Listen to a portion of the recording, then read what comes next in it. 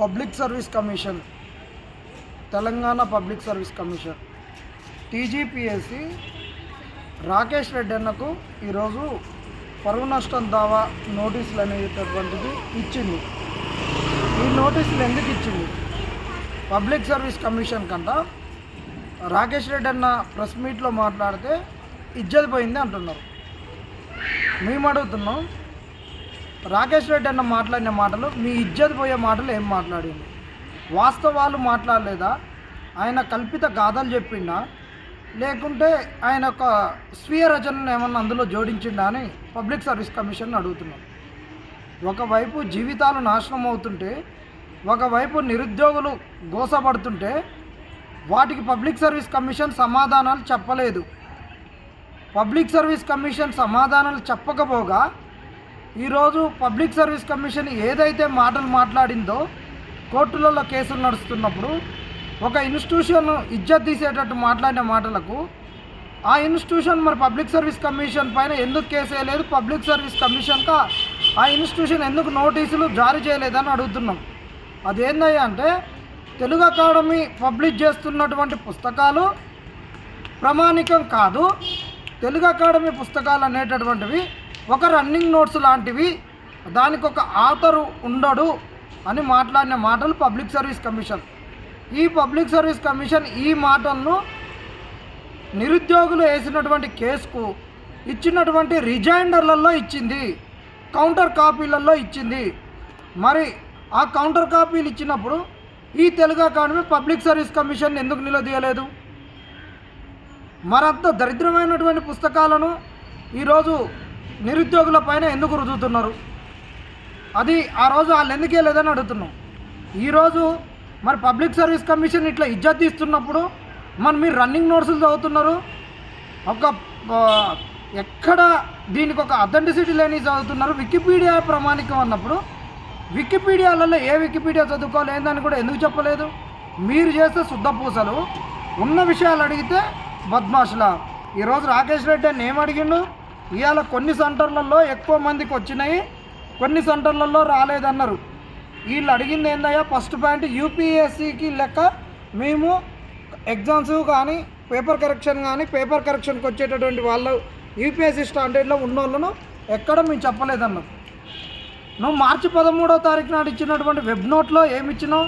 UPSC experience ఉన్నటువంటి ఫ్యాకల్టీలను తీసుకొని paper correction చేపిస్తున్నాను. అది కరెక్ట్ కాదా చెప్పు. నువ్వు ఇచ్చినటువంటి దాంట్లో రిటైర్డ్ ప్రొఫెసర్లను తీసుకోలేదు, రెగ్యులర్ వాళ్ళను. రెగ్యులర్ అంటే రిటైర్డ్ వాళ్ళు రెగ్యులర్ కిందికి రారు, రెగ్యులర్ వాళ్ళని తీసుకున్నాను. ఇవాళ రెగ్యులర్ వాళ్ళని ఎట్లా తీసుకున్నావు? ఈరోజు ఇన్స్టిట్యూషన్లో పనిచేసేటటువంటి వాళ్ళని ఎట్లా తీసుకున్నావు? వీటికి సమాధానాలు ఈ పబ్లిక్ సర్వీస్ కమిషన్ చెప్పాలి కదా.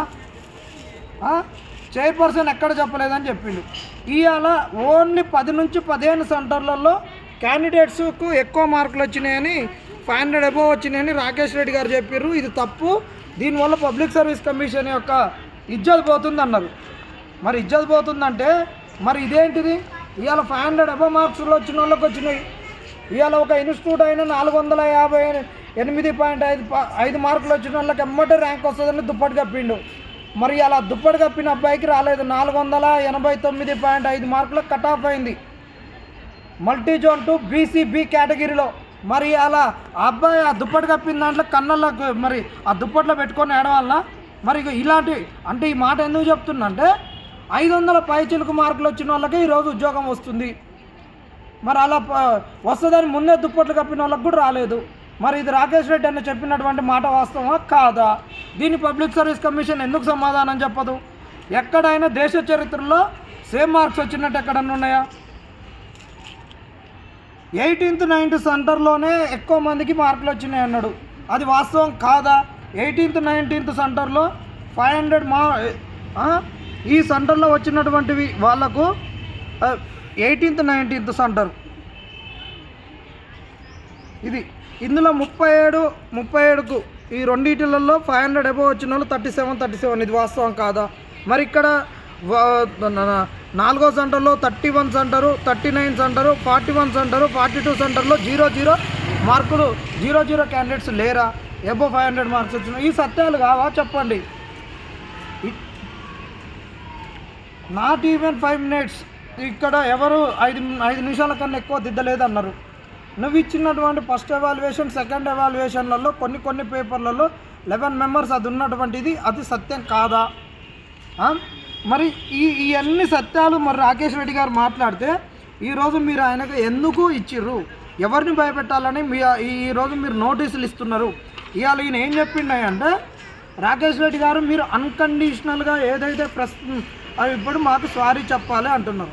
ఆ సారీ కూడా ఎట్లా చెప్పాలంటే మీరు ఏదైతే ప్రెస్ మీట్ పెట్టిర్రో, ఏదైతే లీడింగ్ న్యూస్ పేపర్లలో మా పబ్లిక్ సర్వీస్ కమిషన్ను బురద చల్లిర్రో ఆ బురదను కూడా నేను అట్టనే కడుగుతున్నాను.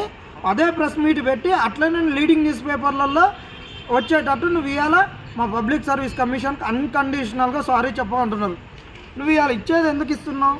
ఇవాళ నిరుద్యోగులను అందరూ భయపెడుతుందికా? ఎవడు బయటికి రావద్దని భయపెడుతుందికా? మరి ఆయన పేపర్ లీక్లు అయినప్పుడు మరి ఈ పబ్లిక్ సర్వీస్ కమిషన్ కాడ మాట్లాడినప్పుడు, ఈ పబ్లిక్ సర్వీస్ కమిషన్ గురించి కాంగ్రెస్ నాయకులు ఆ రోజు మాట్లాడినప్పుడు మరి పబ్లిక్ సర్వీస్ కమిషను ఆ కాంగ్రెస్ నాయకులకు ఎందుకు డిఫమేషన్ సూట్ ఇవ్వలేదు? ఎందుకు వాళ్ళకు షోకాజ్ నోటీసులు ఇవ్వలేదు ఈ పబ్లిక్ సర్వీస్ కమిషన్ అని అడుగుతున్నాం.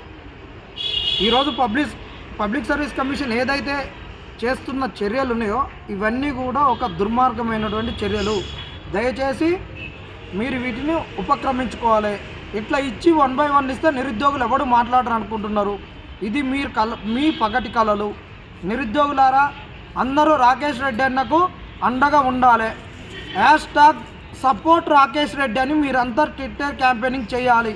ఇట్లా కనుక మీరు చేయకుండా ఉంటే మనకు మద్దతుగా వచ్చిన వాళ్ళందరికీ షోకాజ్ నోటీసులు ఇచ్చి పబ్లిక్ సర్వీస్ కమిషను ఇలా చేస్తే మనకు అండగా ఎవరు నిలబడరు.